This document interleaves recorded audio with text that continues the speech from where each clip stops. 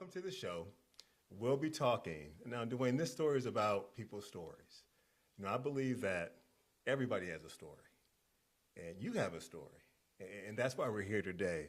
And I believe that as long as somebody's willing to tell their story, especially if they feel like their story can have a positive impact on somebody else, I want to bring those type of stories onto this platform because I believe the world, they will listen. Now, Dwayne, we know each other. We go back, how far do we go back? I was just thinking about that. I was trying to count the years. The best I can come up with is thinking about my kid's age now. Say take Damon, for instance. He just turned 27. And I want to say he was probably somewhere around 8, 9 when you met him. And 2007, 2008. Whatever year that equates to, he's 27 now. That sounds like it's been upwards of 18 years, 17, 18 years. Does that seem right? It does seem right. So we know each other. I know your wonderful wife. 2007. Yeah, I know your kids. I've seen them grow up. And it's nice to have the relationship. And we have something very special in common. But one thing that I've noticed about you over the years, and this is about business, about your work ethic, you communicate very well. You're very strategic. You have a very well thought out plans when it comes to work. You have good relationship building skills. I mean, I can just go on and on and on about your skill set. But rather than have me talk about that, how about talk about yourself and your previous work history before we get into what you're doing now? Well, and there is a road that's been traveled to get to what I'm doing now, and I'm happy to share some of that, touch on that. So going back to when you and I first met around 2006, 2007, like we said, as you recall, I was in the communications business, and that was what I called my corporate business development life when I was offering the telecommunications services, wireless services specifically to corporations. I was facing customers, in boardrooms, that sort of thing, dealing with some large corporations, representing the services that the company that I was employed by offered. And you were successful with that effort, correct? The tenure, I spent upwards of 20, 21 years in that sector, and I'd say I was pretty successful. I had established, myself as one of the, I think, leaders in the industry. Not to put myself too high up on the pedestal, but I've had the privilege of representing some pretty respectable firms and managed to achieve tenure at a number of them. And then what happened? Kind of, it's like I aged out almost, I felt like it kind of became a younger person's game because there's a lot of travel related to that, getting in front of clients that maybe were out of market, attending different conferences, networking events. So there's definitely a travel portion that, someone getting into being a grandpa and having grandkids you want to be around and becoming an empty nester and really enjoying time with your wife, that 40 to 50% travel was becoming less and less attractive. And the new ways of measuring productivity, it came a lot more metrics driven.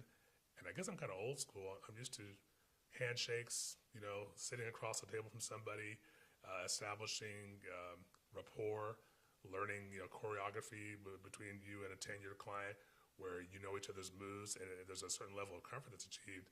Those things kind of started to become less important, or at least that seemed that way to me. They were focused more on a lot of numbers and, like I said earlier, metrics, and that just didn't translate well with me. So did it take the joy out of it? You were into the relationship building, and that's huge because Yes. I personally believe that you can build trust and a strong relationship with a person or with a client that can transcend like anything else in business. And I know you're really, really good at that. And so when that business model changed, it was time for you to. You used the word joy. I was experiencing less joy. And that industry wasn't anything that I ever actually loved per se. I liked it. I'm a techie, sort of guy. Have a long history of dealing with radios and wireless as a kid, as a hobby. So that part was fairly easy transition to do it for, as an enterprise. But again, when you took away the importance of the relationship building, which is something that I've always held in really, really high regard, then it started to kind of lose some of its luster. But there was a really pivotal event. The firm I really thought I was going to retire from, they got acquired by a larger corporation that was very aggressively acquiring like companies. That resulted in there being a surplus of people in my position, business development in my particular vertical. So a severance package was offered, and I thought this might be my way out. So was it optional, or could you have stayed?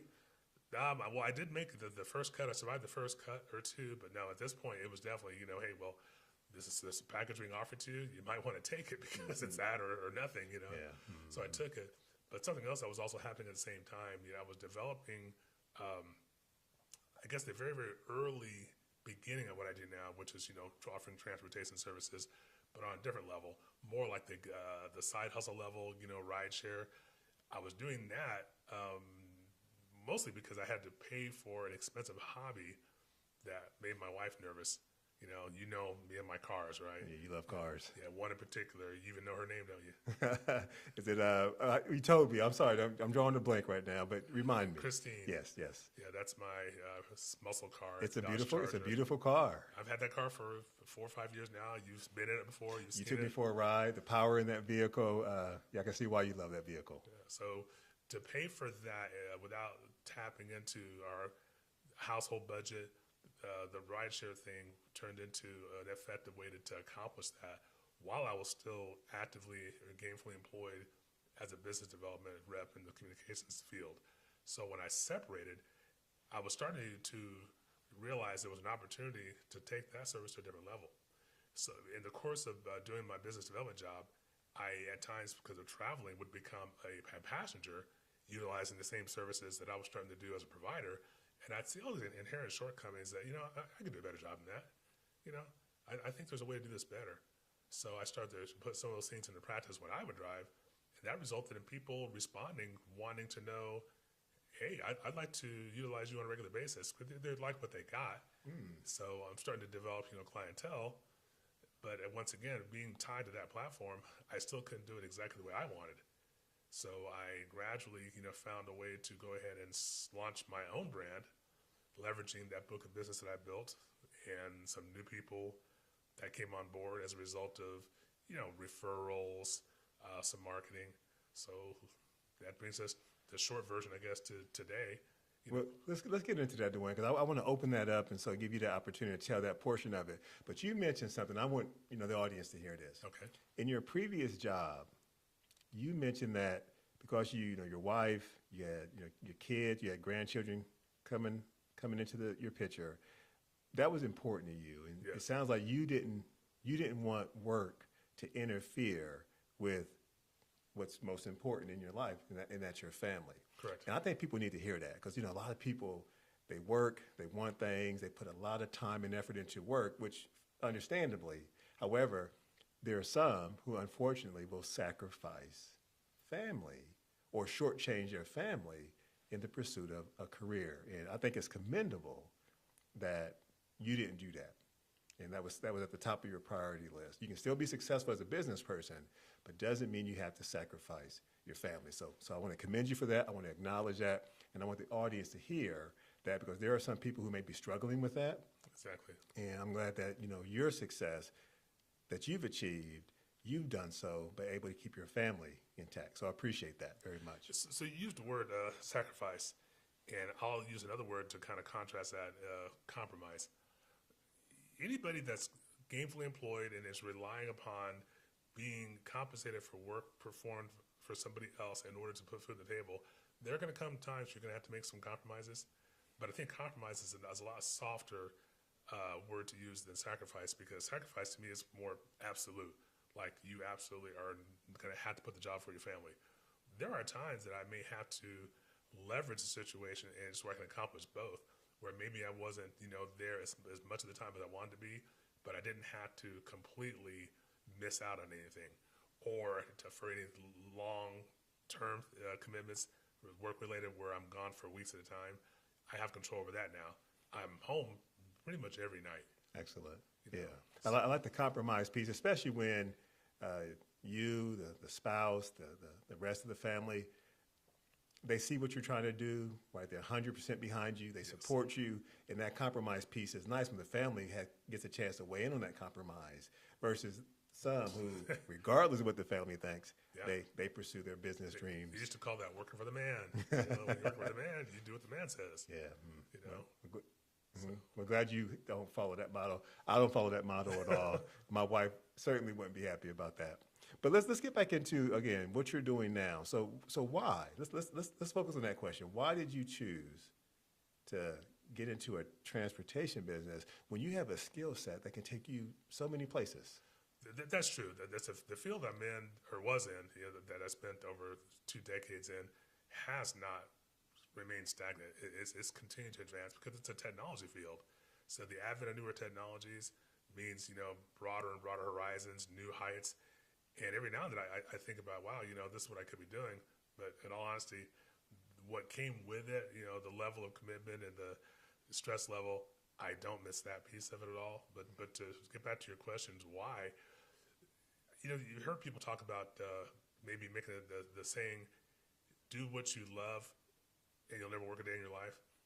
Okay, so literally what I do for a living now involves things that I do as a hobby. For instance, you already know about my love of cars.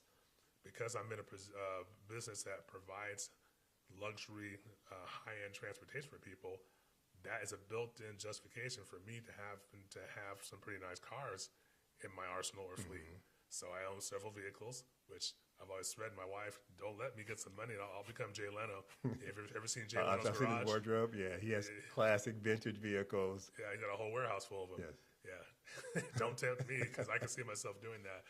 Right now, just to stay earthbound here, I've got 2 primary vehicles that I use in my business. The other ones are personal vehicles. I love to drive, and the vehicles that I'm driving for a business are vehicles that I actually like. We were talking earlier, I keep the vehicles clean myself. I maintain that aspect of things. And when I'm doing it, it's not work.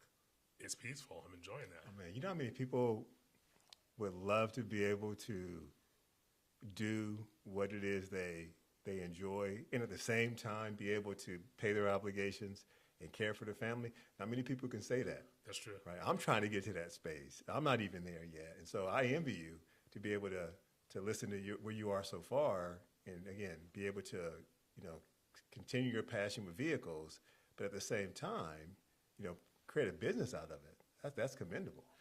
Well, I do want to touch on something, though, the journey, the things the milestones that had to be met to get here. So the vehicles that I used to use started with a very, compact sedan, a Toyota Camry, and there's a certain type of transportation you can provide with that car. When I saw an opportunity to take that to another level by being able to take larger groups of people, that turned into a minivan because it transported a lot of people, had a lot of luggage space, started doing more airport-type pickups. That comes along with that territory. And then I discovered, wow, there's another level. Being able to provide what they consider luxury concierge services, which requires a vehicle that can accommodate that. So the minivan became a full-size SUV so that could still handle, the high volume of people and luggage. And then I developed, I guess, a demand, if you will. I started being asked to be able to transport even larger groups, more than the 6 that my SUV could accommodate. They wanted to know, hey, can you get a Sprinter van? And these were, when I say they, the accounts like, I've got a number of higher-end luxury hotels downtown San Antonio that I have relationships with. I'm an approved vendor for one of them that's located in the Pearl. And they were one of the ones that kind of egged me on to get that van because of the larger groups of corporate travelers that would come in. And then, of course, that opened up the door for other things like the winery tours. You've seen some of that on my website, I think, and maybe on my Facebook page. We're taking some groups of ladies up to go and do I have seen those. Shopping excursions, winery tours, and just girls' day out. So every step represented a need I didn't know I had until it materialized, and really organically, which pushed me to go and procure the resources to be able to provide that service. And I brought that up because the van situation, that involved so much fear and trepidation because I knew I technically wasn't ready for that, to add that expense. But the service I was being asked to provide, the only way to be able to provide it was to have that van. So I would never forget the evening before I hit the button to buy the plane ticket because the van was in LA. The best deal I could find was in Los Angeles. And I was struggling. Do I do it? Do I do it? And a friend of mine who's also building his business, the same type of business, said, scared money can't make money. And that's all he said. He said, scared money can't make money. He said that, and he also said, what's the sense of crashing with the brakes on? In other words, if you're going to fail, are you going to fail because you were eyes closed praying with the brakes locked up? Or are you gonna, if you crash, are you going to crash because you had your hands on the steering wheel, your eyes open with your foot in the accelerator trying to get somewhere, and then the unthinkable happened? One of them is a better scenario. So that gave me the courage to go ahead and say, okay, I guess I'm doing this since I was over here talking about it. There's no way it was ever going to happen unless I did it. And then I had to drive that thing back, and the whole time I'm questioning myself, what did I just do? Can you speak to this, Dwayne? So, a couple things. Again, we've already enumerated on your skill set, and being able to achieve what you want to achieve, because you're also thought-provoking and you're plan-oriented. Because you have that skill set, why were you afraid to take that step? And it took a friend to get you past that obstacle, so to speak. I think it was an appropriate fear. I don't consider myself reckless, but I am a bit of a risk taker. I've got some other friends that think I'm insane for stepping out like I did, because it's way out of their comfort zone. But to answer your question, I take caring for my wife. We're empty nesters. Do we have grandchildren? Yes, but are they our direct financial responsibility? No. So at the end of the day, it's really just myself and Amy. But I take that seriously, and I was stepping away from a corporate position that came with some certain givens. A check that would come religiously on the 1st and the 15th and other incentives, that was gone. We're talking about literally, hand to mouth. What I go out there and, generate comes home and ends up on the table. Was that going to happen? I didn't doubt for a minute that I had this, whether I had the skill set to do it, but there's other things that aren't necessarily 100% dependent on your skill set. There's other factors that drive your success as well. So just didn't want to disappoint Amy, myself, and cause anything to interfere with my performance of being a head of a household and being a provider. Love it. Okay, excellent. And you also mentioned that you started with the Camry, then you went to the minivan. Did you ever think that you would grow like you did? Or when you got into it, did you ever only have a certain vision on where you would get?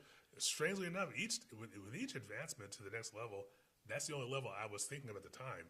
In other words, when I bought that van, I wasn't thinking, well, this is just temporary, so I'm going to get a luxury SUV next. No, I thought, well, this is the level I need to get to. I'm here. It was only when it became evident that, oh, well, look at this level up here. I can see, but I can't get there because I don't have that vehicle, And then the same thing happened with, the advancement from the SUV to the big van. There were bigger and better opportunities. And we're talking about higher level of services, which equates to a larger paycheck. Right. But at the end of the day, I've always tried to work smarter than I worked hard. If I can put forth a certain effort level and produce a return that's exponentially higher just because of being at another level and being able to function at that level, that makes more sense because I'm not getting any younger. I'm not 25 anymore. I'm closer to 60. You look good, though. You look like you're 26, 27. Oh, okay. Well, with both of us here with our gray beards. I can blot that out with the camera. Don't worry about that. We have to be honest here, right? We're going to promote truth, but thank you. I'll take that and run with it. So, but these are things that I had to be realistic, about just how much energy do I have? Because operating at the Toyota Camry level, can you be viable? Sure. But you're going to do a lot more running around, Yeah. You're going to have to touch a lot more people, a lot more doors, opening and closing to earn your income. Whereas now we're talking about the difference is exponential. Well, tell us some more about your success. You mentioned that you work with certain places in San Antonio. Tell us a little bit more about your success, and also how far do you want this to go?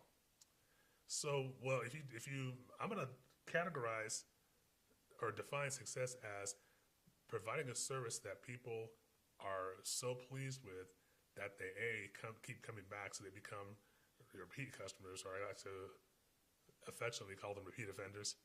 I've got a core group of clients that have been with me since I started, and they stick with me, and they're constantly referring me to other people that they know in their circles. So I consider that success because something is being done at a satisfactory enough level to where somebody is worthy of a repeat of performance. So successful there, still paying my bills, still have the same mortgage, and we're still living there. So, it's obviously the bank's not, trying to invite us to leave. So I think there's success there. But I think the most important measurement of success is the level of satisfaction that's reflected in the reviews. I've got some really, really good customer reviews that I'm pretty proud of to say that these are someone's truthful words based on the experience they had. When customers, I've taken Uber, I know you're on a different level than that, taxis before. The reason why I mention that, for me, it's not just a matter of getting from point A to point B, right? Most transportation companies can do that. Sure. But for me, it's the experience, like just the whole experience, like the cleanliness of the vehicle. Thank you for saying that. So even though you have positive reviews, what would you say is like, what's your value position on your service? Like, what do you bring to the table that makes you premier or a luxury? So you nailed it. When you said that there's just getting from point A to point B, anybody can do that. I mean, somebody on you know what a pedicab is? Those guys that have that, like, they're pedaling, but it's got like a little carriage behind it, whatever. Okay, they'll get you from the concert to the parking lot where your car is parked. But is it luxury? Is it comfortable? Do you feel safe? I wouldn't. I've seen the way some of those guys drive. Okay, so what I'm doing is I'm providing the same thing, transportation, but it's done with a comfort level that is above average or higher than anticipated. I talked about the fact that I clean my vehicles myself and find it very relaxing. The biggest compliment somebody can pay me is to get in and look around and go, wow, man, this thing's so clean. Is this thing new? Well, I know you keep your car like, your Christine vehicle that you love, that's your baby. I know that thing is spotless. It's 10 years old. But it looks brand new. And people make that comment that they say, this thing, what year is this? 2022, 2023? No, it's a 2014. And you maintain your vehicles for transportation at that same level, maybe better, because Christine only gets driven every now and then. These other vehicles, on a daily basis, new people are getting in them. So my objective is to have the person that rides in it feel like no one else has been in that car that day but them. And there's a couple of reviews I have, people actually made that comment. The vehicle looked like nobody else had been in it. To me, that's a huge compliment to me, especially when it was my sweat, which, hey man, these summer months, I am literally sweating cleaning that car up, but again, man, having fun doing it.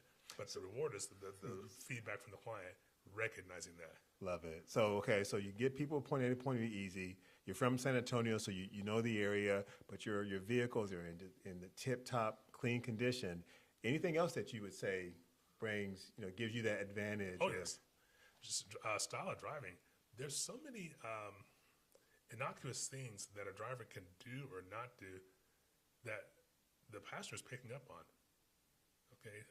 The way you stop and start, is it jerky at all?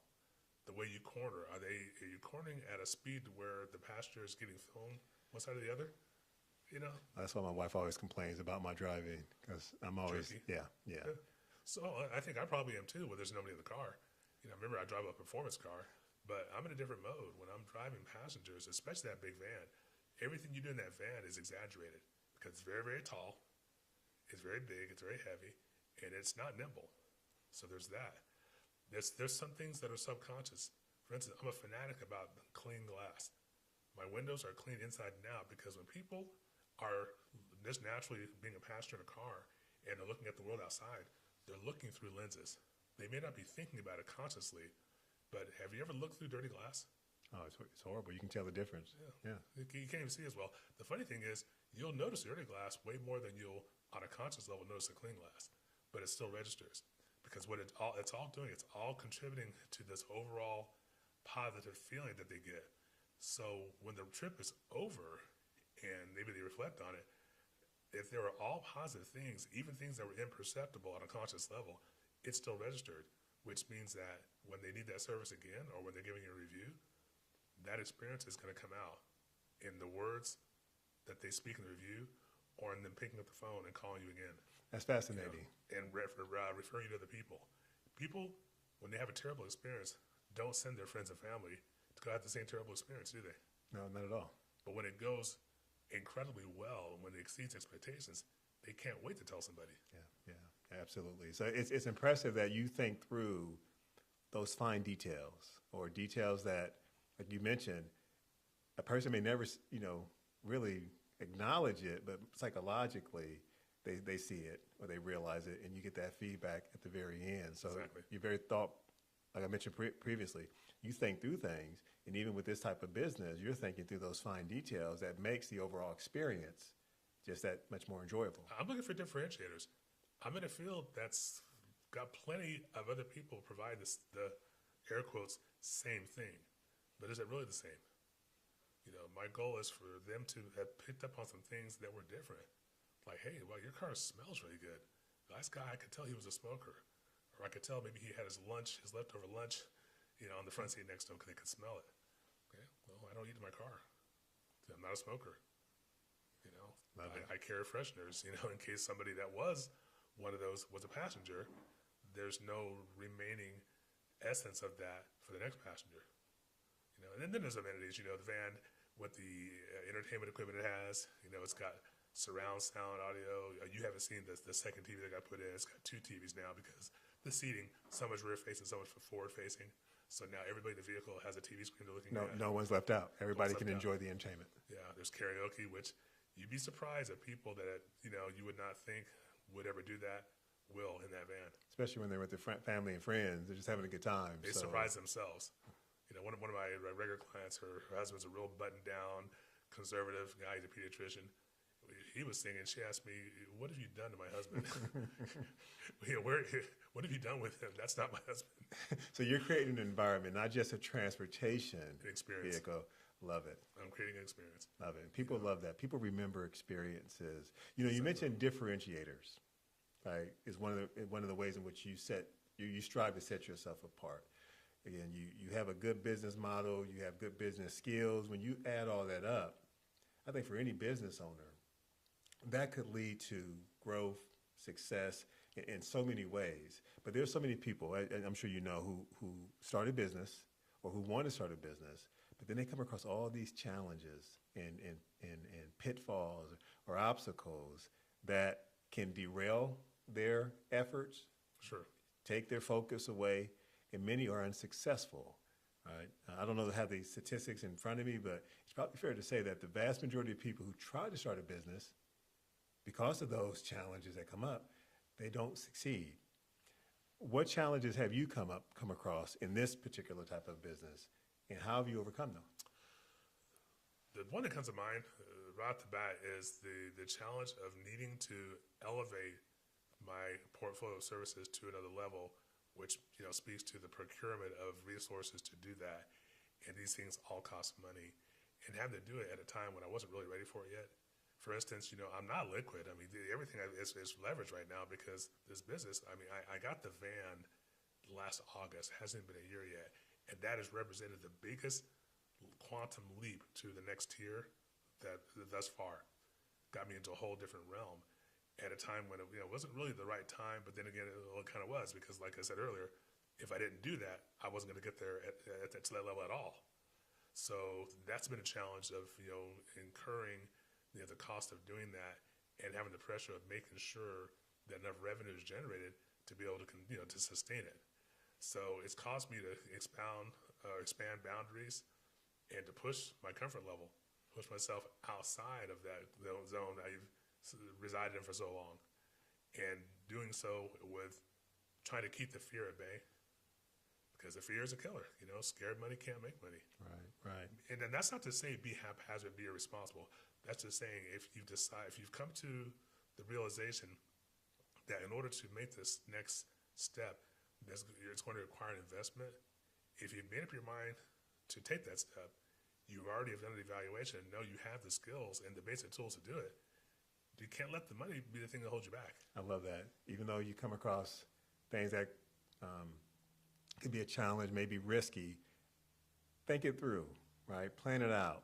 Just don't barge full steam ahead without thinking it through first and knowing if you can make that journey successfully, or if you have to redirect somehow, some way, so you can be successful when you come across that challenge. Because so many people don't do that. Yeah, because fear ends up overriding everything else. If you've checked every other box off except fear, in my opinion and in my experience, If fear is the only thing holding you back, when you've already determined that everything else you have in the way of necessary resources and tools is already there, then that's a terrible decision to hold back because of just fear. Because everybody has that. Everybody doubts. But just look at some of the most successful people in the world. If you sit them down and talk to them, they'll tell you about the sleepless nights they had and maybe still have. Right. They just don't let it hold them back. I love that. I love that. They don't let it, stop them. Would you, in addition to not letting fear stop you, for you personally, and what would you tell persons who have that fear, who are going to listen to this particular interview, in addition to what you've already shared, how does someone who is just gripped by that, like what are some ways you can, again, overcome that and be able so you can move forward? The checklist. Again, if you have done your due diligence and have determined that everything you have in your toolbox, is there for you to be able to perform this. Let's say you've been this product that you're providing or service you're providing, you're adept at it. You've got good feedback. The customers say really great things about you. There's a demand for it. The market has people out there looking for it. Well, you're kind of starting to run out of excuses now. You have the knowledge. You have the history to prove it, that you are adept at it. People that trust you enough to give you the opportunity. And all that should build confidence. You can check this off, yeah. Right? If at the end of the page, all that's left is that fear box, then to me it's time to push through and find out. I love that. Was that really just that fear? Was it justified? It's okay to have fear.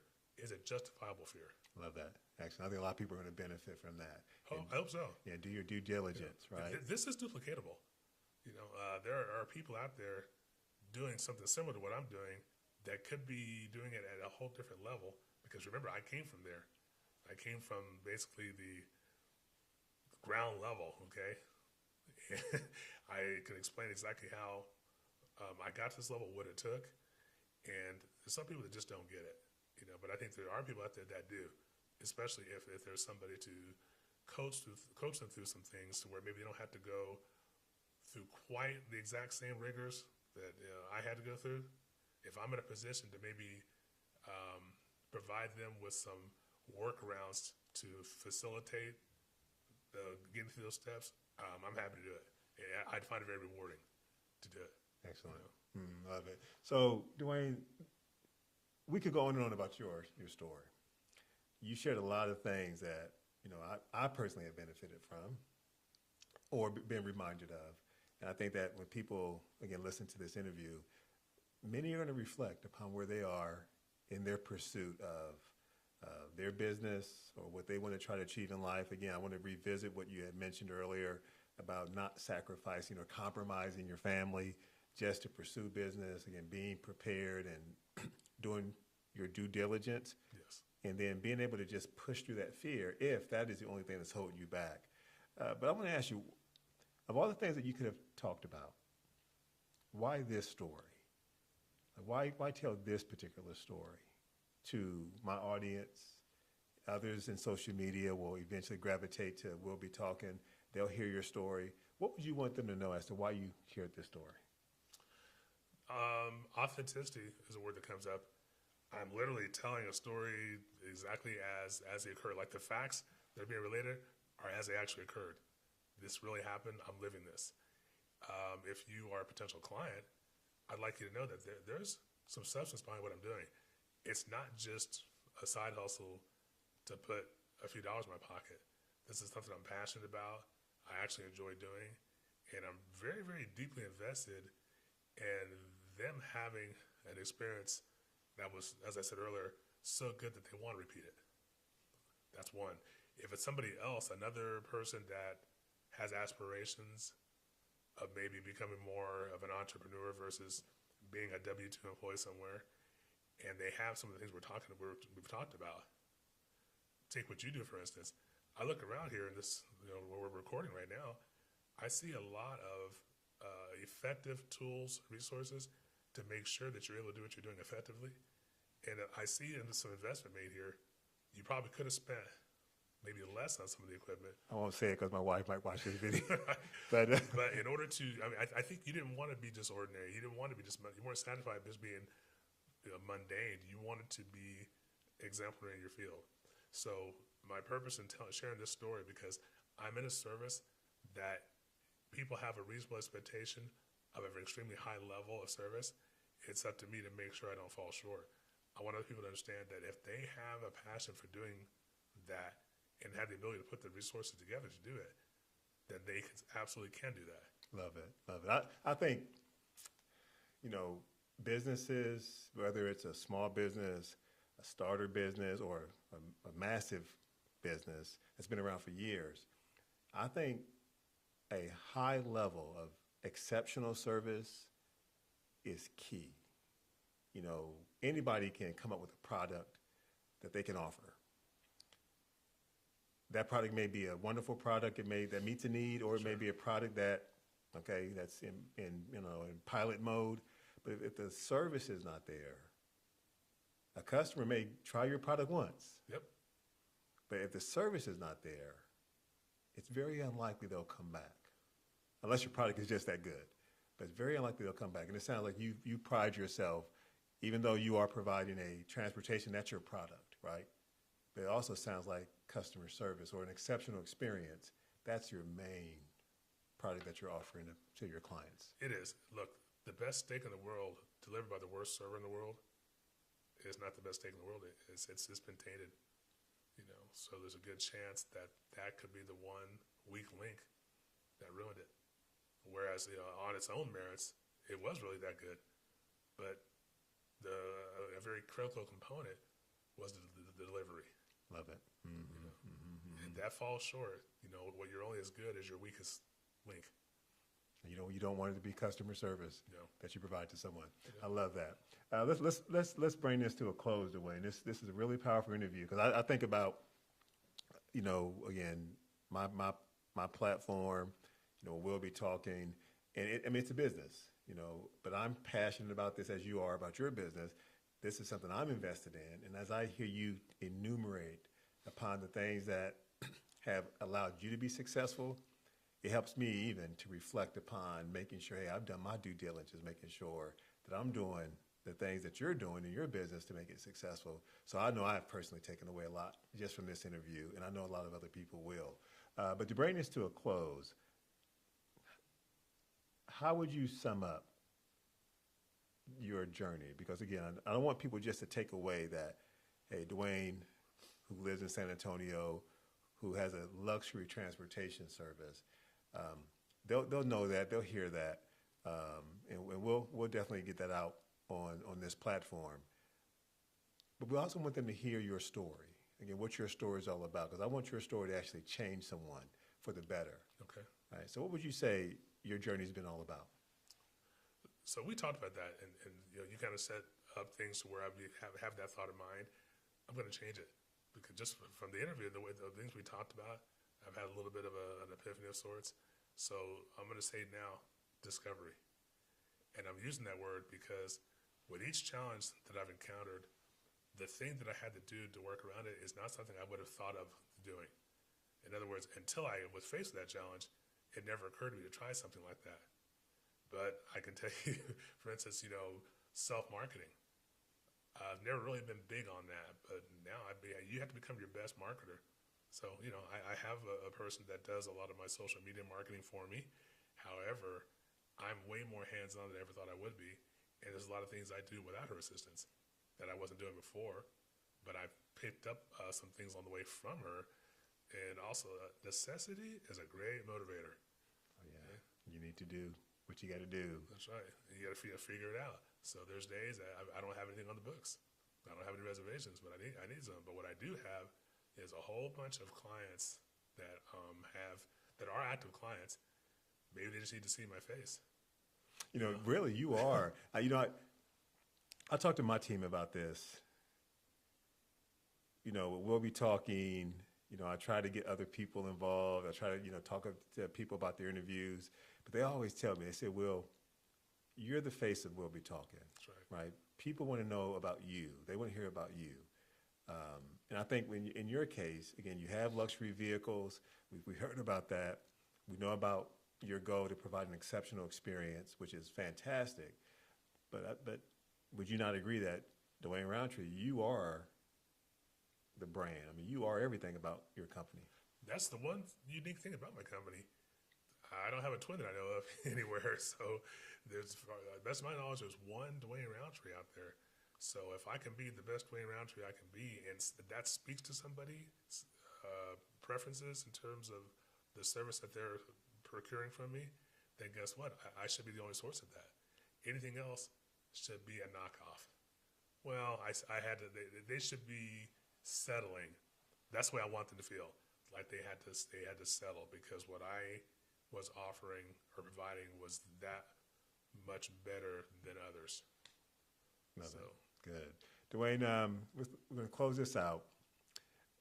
Can you tell everybody your name of your company, how they can find you? Because people in San Antonio, many are going to want that luxury service, whether it's for themselves or for a group of friends, and you provide a service that can accommodate to that. So let's shout that out. What's the name of your company? How do they find you? So the name of the company is probably complicated sounding. It's RCLLC Transportation. It's an abbreviation of Roundtree Consulting LLC, which is an LLC I've had for a long time. And the RCLLC Transportation is a DBA of said entity. So that's the name. The services I focus on are you've got your airport transfers, you have travelers coming into town, needing transportation to their hotel or from the hotel back to the airport, special events. We have Fiesta, that's right around the corner. And a lot of people that are Fiesta goers, there's multiple different activities for that. I think it's almost 2 weeks worth of activity that we're going to. And parking is non-existent. And you're going to be busy. Yeah, so busy doing that for people so that I remove that headache from their plate, have to worry about parking and driving with a bunch of people on the road that maybe have been consuming. Sports events, I take people to Spurs games. I think I touched on like winery tours. The ladies love going to the Hill Country and, touring different wineries and eating at different restaurants. So there's that. Travel when they're traveling internationally, and sometimes it behooves them to depart out of Austin or Houston. I can be found on all three major social media platforms, being Facebook, Instagram, and LinkedIn. Is it RCLLC is how they find you? RCLLC, or my website. I have a website, rcllctransport.com, instead of the whole word transportation. I'll put that in the description for this particular video. Yeah, I Google. You can Google RCLLC. It's going to be one of the first two things that come up is going to be me. Excellent. Well, I wish you much success. Again, just to hear your journey, again, how invested you are. It's a luxury, premier type of transportation. You have the vehicles that can accommodate, again, multiple individuals or just one person. In the cleanliness of your vehicles, we talked about that. I think that more so than all of that, I think now people will be able to put not only a face with RCLLC, but now they know the story, right? They know the story. And I think people will feel that. They'll connect with that. I hope so. And I hope that leads to much more success for you as you move forward. I appreciate that. Yeah, thanks for the time on We'll Be Talking. What's your story? Dwayne, I really appreciate you telling it, and I do believe the world will, at least my followers, will listen to it. Well, I hope so. Yeah, absolutely. All right, thank you. Thank you.